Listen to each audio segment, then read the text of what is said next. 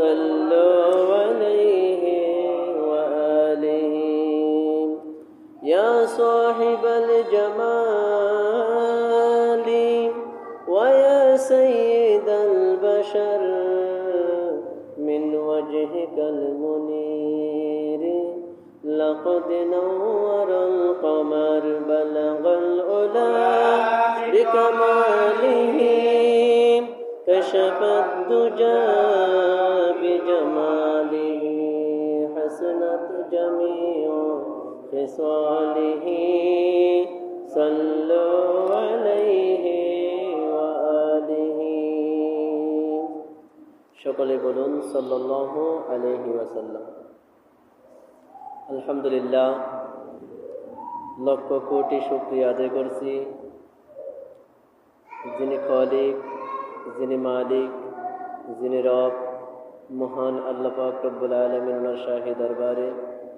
কারণ আল্লাহ পাক রব্বুল আলামিন আমাকে আপনাকে এলাকার অগণিত মুসলমান থেকে যাচাই করে বাছাই করে সবার আগে আগে মহান আল্লাহ পাক রব্বুল আলামিন ওনার পবিত্র ঘর, পবিত্র মসজিদে পবিত্র জুমার নামাজ আদায় করার জন্য আসার, বসার, আলোচনা করা এবং শোনার ব্যবস্থা করে দিয়েছেন। আমরা সকলেই মহান আল্লাহ পাক রব্বুল আলামিন ওনার শুকরিয়া আদায় করে অন্তরের অন্তরস্থল থেকে সর্বোচ্চ আওয়াজ দিয়ে বলি আলহামদুলিল্লাহ। আরো জোরে সোরে বলি আলহামদুলিল্লাহ। লক্ষ কোটি দরুদ সালামের হাদিয়া প্রেরণ করছি যিনি সর্বকালের, সর্বযুগের সর্বশ্রেষ্ঠ নবী এবং রাসূল, যিনি সাইয়্যিদুল মুরসালিন, ইমামুল মুরসালিন, খাতামুন নবিয়্যিন, রাহমাতুল লিল আলামিন, হাবিবুল্লাহ হুজুর পাক সাল্লাল্লাহু আলাইহি ওয়াসাল্লাম ওনার প্রতি। কেননা আল্লাহ পাক রব্বুল আলামিন যাকে সৃষ্টি না করলে কুল কায়নাতের কোনো কিছুই সৃষ্টি করতেন না। যে নবীজির ওসিলায় আমরা সমস্ত নিয়ামত পেয়েছি, পাচ্ছি এবং অনন্তকাল ধরে পেতেই থাকবো, বলুন সুবহানাল্লাহ। যে নবীজির উম্মত হবার কারণে আমরা সমস্ত সৃষ্টি জগতের মধ্যে আশরাফুল মাখলুকাত হয়েছি, সর্বশ্রেষ্ঠ সৃষ্টি হিসেবে পরিচিতি লাভ করেছি, সেই নবীজির শানে আরো একবার সম্মানিত দুরূদ শরীফ পাঠ করে বলি সাল্লাল্লাহু আলাইহি ওয়াসাল্লাম। প্রিয় হাজিরিন, আজকে মহাসম্মানিত মহাপবিত্র রবিউল আউয়াল মাসের 4 তারিখ, প্রথম জুমা।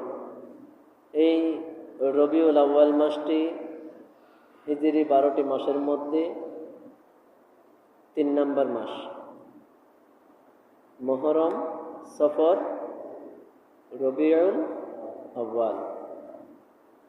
আজকে 3 নম্বর মাসের রবিউল আউয়াল মাসের 4 তারিখ এবং জুমা হিসেবে প্রথম জুমা। সুবহানাল্লাহ।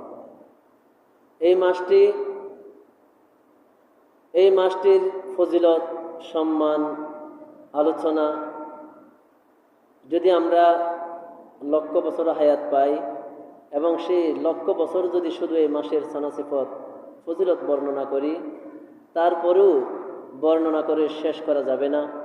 আমাদের হায়াত শেষ হয়ে যাবে, আমাদের নিঃশ্বাস শেষ হয়ে যাবে, আমাদের সময় ফুরিয়ে যাবে। কিন্তু এই মাসের যতটুকু ইজ্জত সম্মান আল্লাহ পাক রব্বুল আলামিন দিয়েছেন, ততটুকু ইজ্জত সম্মান বলে আমাদের শেষ করা আমাদের পক্ষে সম্ভব হবে না, বলুন সুবহানাল্লাহ।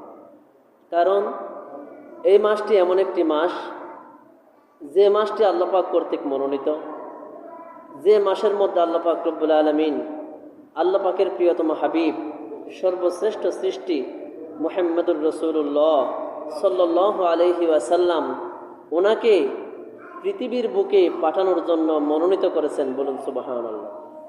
কারণ আমরা আলোচনা করলে বুঝতে পারবো এই মাসের ইজ্জত সম্মান কতটুকু রয়েছে। আমরা যারা আসতে পেরেছি আলহামদুলিল্লাহ, যারা আসতে পারি নাই আমরা এই মাসের সম্মানার্থে সকলে মসজিদে চলে আসি।